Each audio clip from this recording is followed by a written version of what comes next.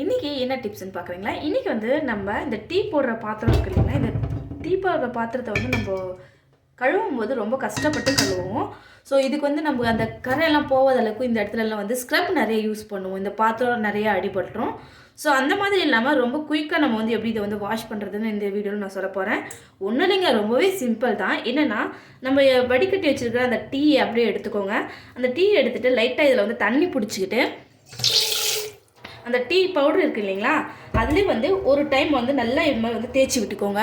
நம்ம தேய்க்க வந்து பார்த்திங்கன்னா அந்த கரையெல்லாம் போயிடும். அப்போ நம்ம கை வலிக்காமல் ஈஸியாக வந்து வாஷ் பண்ணிக்கலாம்.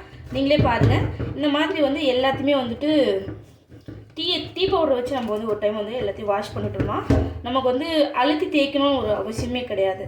அவ்வளோ பளிச்சுன்னு வந்து இந்த பாத்திரம் வந்து விட்டுரும். அதுக்கப்புறம் நம்ம லைட்டாக வந்து ஸ்க்ரப் யூஸ் பண்ணாமல் வெறும் நார், அதாவது ஸ்டீல் ஸ்க்ரப் யூஸ் பண்ணாமல் நார்மல் ஸ்க்ரப் யூஸ் பண்ணியே நம்ம வந்து இது வாஷ் பண்ணிக்கலாம். அந்தளவுக்கு இருக்கும் பாருங்கள். அவ்வளோதான். இந்த மாதிரி நல்லா வந்து இதில் நம்ம வாஷ் பண்ணி எடுத்துக்கலாம். இப்போ தண்ணி சேர்த்து ஒரு டைம் வந்து நல்லா அலசி பாருங்கள். இந்த அளவுக்கு வந்தோடனே நம்ம வந்து பாருங்கள், அவ்வளோதான். இப்போ இதில் வந்து லைட்டாக வந்து நம்ம ஸ்க்ரப் யூஸ் பண்ணி சோப் போட்டு வாஷ் பண்ணால் போதும். அதோட பிசு மட்டும் நம்மளுக்கு போயிடும். அவ்வளோதான். இந்த அளவுக்கு நம்ம ஈஸியாக வந்துட்டு இந்த டீ போடுற பாத்திரம் வந்து ஈஸியாக கழுவிடலாம். ரொம்ப ஈஸி தான். நம்ம வந்து ஸ்க்ரப்பை வச்சு தேய்க்கணும்னுலாம் அவசியம் கிடையாது. ரொம்ப ஈஸியாக போயிடும். அவ்வளோதான். லைட்டாக சோப் போட்டு நம்ம வாஷ் பண்ணிக்கலாம்.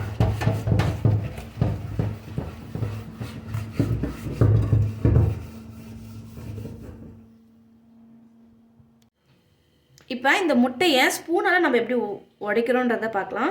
ஒரு தட்டு தட்டிக்குங்க. வேக வச்ச முட்டையை நம்ம வந்து கையில் எடுக்காமல் ஈஸியாக வந்து நம்ம உரிக்கலாம். பாருங்கள், ரொம்ப ஈஸியாக முடிச்சிடலாம். இதில் நம்ம அழகாக ஸ்பூனை உள்ளே விட்டு பாருங்கள், இப்படியே போயிட்டே இருந்தோம்னா நம்ம அழகாக வந்து முட்டை தனியாக வந்துடும். பாருங்கள், நமக்கு வந்து கையில் உரிக்க வேண்டிய அவசியமே இல்லை. பாருங்கள், அவ்வளோதான். நமக்கு வந்து ரொம்ப சூப்பராக முட்டை உரிச்சியாச்சு. அதே மாதிரி இன்னொரு முட்டையும் பாருங்கள். நல்லா வந்து நம்ம வந்து தொக்கு ஃபஸ்ட்டு வந்து ஸ்பூனில் கை வச்சு உரிக்காமல் கஷ்டப்படாமல் ஈஸியாக எடுக்கணும்னா இது மாதிரி ட்ரை பண்ணுங்கள். ரொம்ப சூப்பராக இருக்கும். நம்ம ஸ்பூனை வந்து அந்த உள்ளே அப்படியே எடுத்துகிட்டு போயிட்டே இருக்கணும். ரொம்ப ஈஸியாக இருக்கும். நம்ம வந்து உட்காந்து உரிக்கணும் அது மாதிரியெல்லாம் கிடையாது. பாருங்கள், ரொம்ப ஈஸியாக வந்துடும் இது. ஸோ ரொம்ப ஈஸியாக எவ்வளோ முட்டைனாலும் உரிச்சிடலாம் இல்லைங்களா. இப்படி பாருங்கள், அவ்வளோதான். ரொம்ப ஈஸியாக இந்த முட்டையோடு உரித்து எடுத்துடலாம். கண்டிப்பாக இந்த வீடியோவும் உங்களுக்கு பிடிச்சிருக்குன்னு நம்புகிறேன்.